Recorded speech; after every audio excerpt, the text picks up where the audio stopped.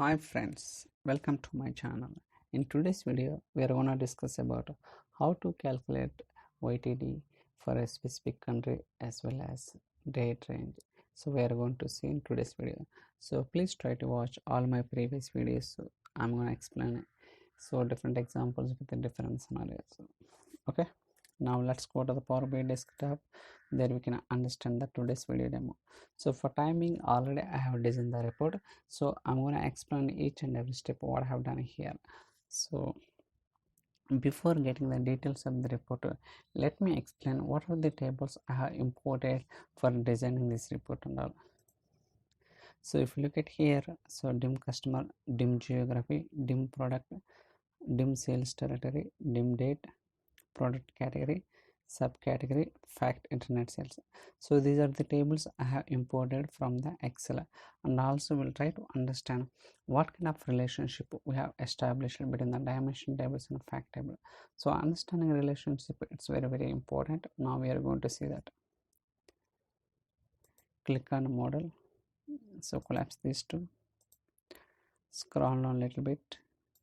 Now we can see that we have already established the relationship between the dimension tables and fact tables.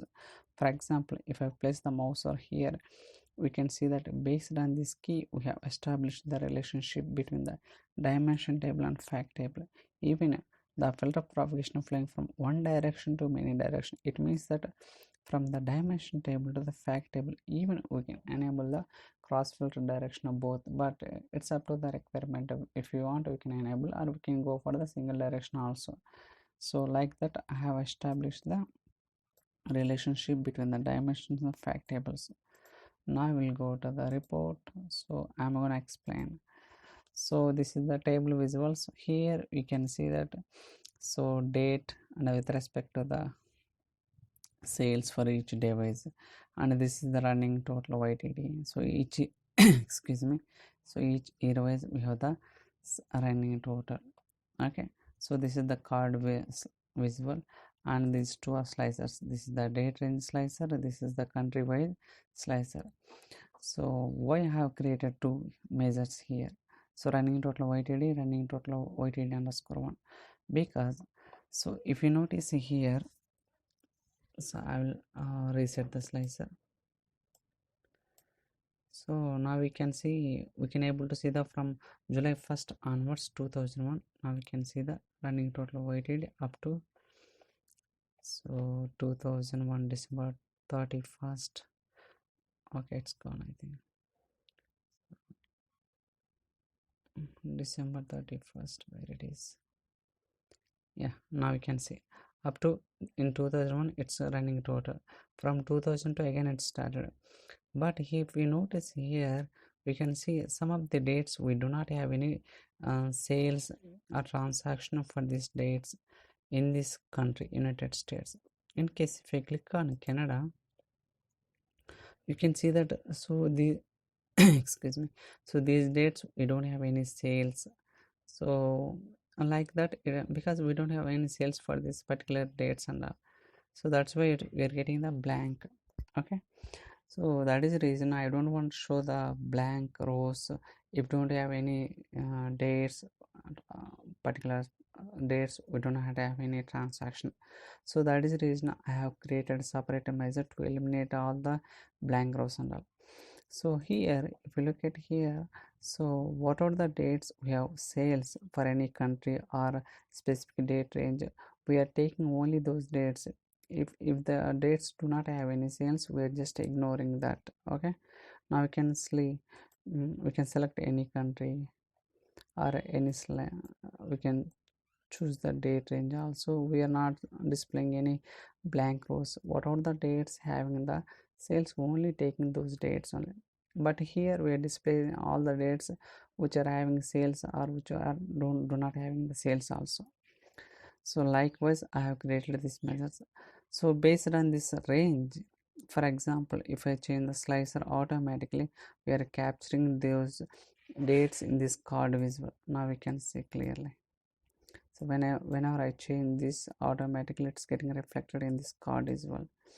Even you can select anything. So based on these two slicers, automatically we are calculating the year to date.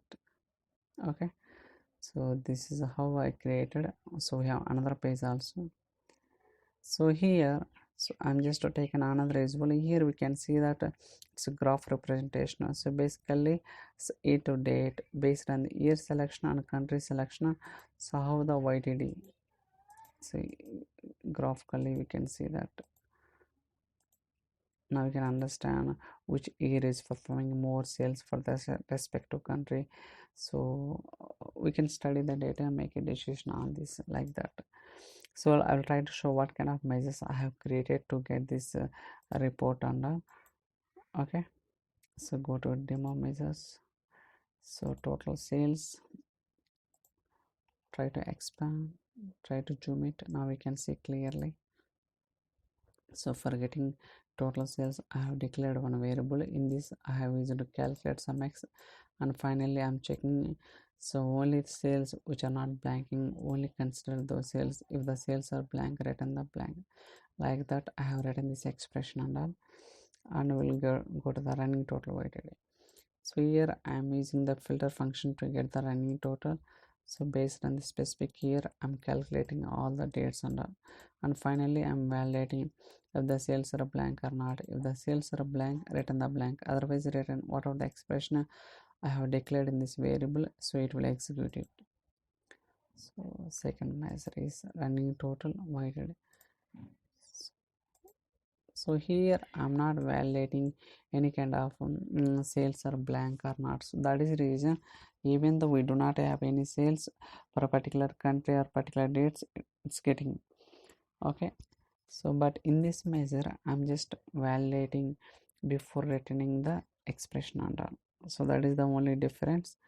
Now we can see that date range. Already I've explained many times how to calculate this date range based on the slicer selection.